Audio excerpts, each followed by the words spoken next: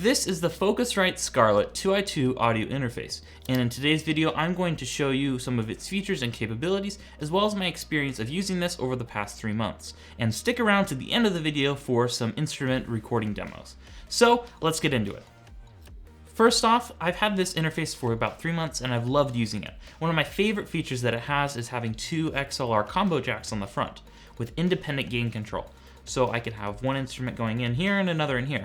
And because they're combo jacks, I don't need to have a DI box or anything. So I could have, for example, a vocal microphone plugged in here and a guitar plugged in the other channel.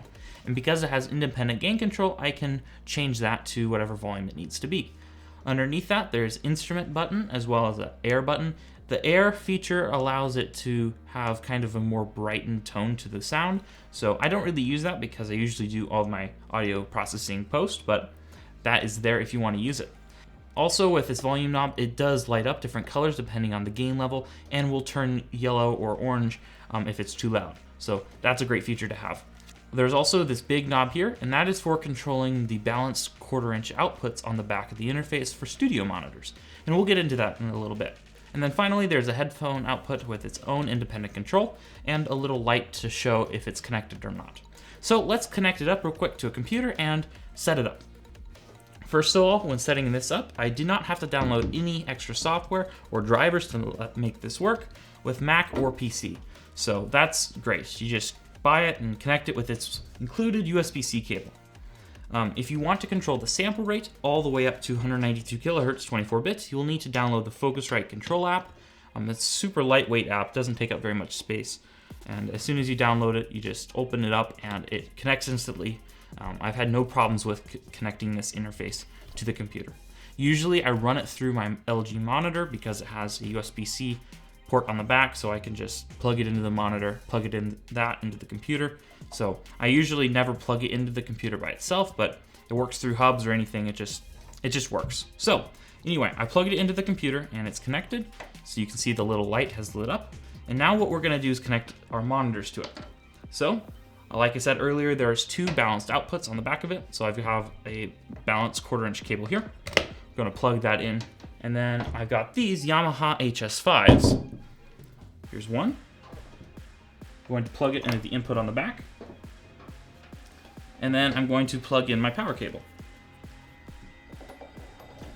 And that, let me turn it on.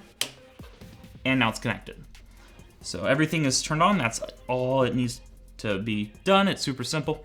This is one of them right here, and I can connect another one later if I want, but we can just go into Finder, turn the volume down, and hit play.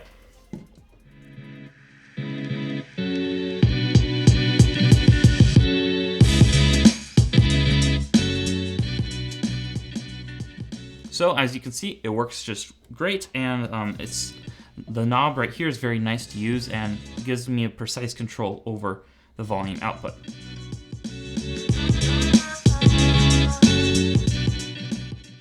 I haven't had any issues at all with the output. It's very clean and nice to use. So we can disconnect this if we want to. I will do a video on these HS5s a little bit later. They really are amazing. So I'm gonna put this back here. So as far as output goes, it's basically just plug and play. Plug it in your computer and now you have more outputs and inputs, which is what all an audio interface really needs to offer. Also, one more feature that this has is the direct monitor feature. So if I tap this just once, it'll send the output as a mono to the 2 speakers connected to it, or 1 speaker. And that is nice for when you're recording audio for music and you just want to be able to hear what you are playing without any delay. So that's also a feature. It's either mono or stereo or off, so that's great to have. Again, this audio interface has been great. The build quality is fantastic.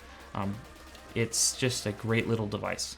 So now that you heard that it can play back audio and how easy it is to connect, here is a sample of the recording quality. Now, I recorded these samples at 192 kilohertz 24-bit using DaVinci Resolve. I do know that this is not the correct way to record music, but it's what I've been using. This audio interface does come with some licenses for some other software as well, so you can use those softwares provided if you want to use that. So here's a quick sample of some instruments recorded with this at its max sample rate.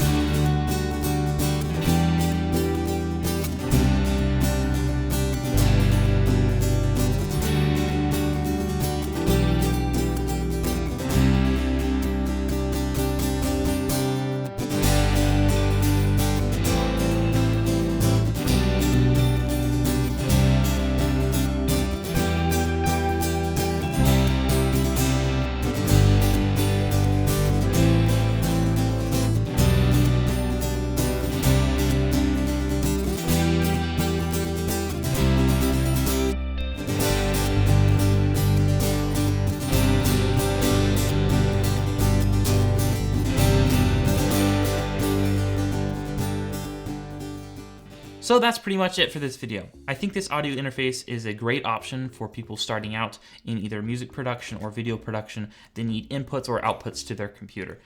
It is a very high quality interface and is built really well. The inputs are clean and the outputs are also clean. It has easy to use knobs and features on the front of the panel if you want to adjust settings, and is overall a really great interface for the price. You can find it on Amazon or B&H for around $170 to $150, depending if it's on sale or not. So a really good audio interface for the price. I really love pairing this interface with my Yamaha HS5s, as I talked about earlier, and I'm going to do a video about these later. They really are fantastic studio monitors. So that's pretty much it for this video. If you have any questions about this interface or any of the other gear I use, please leave it in the comments below and I will answer your question. If you want to support me on Patreon, there's a link in the description below to that as well. So that's pretty much it for this video, and I'll see you in the next one.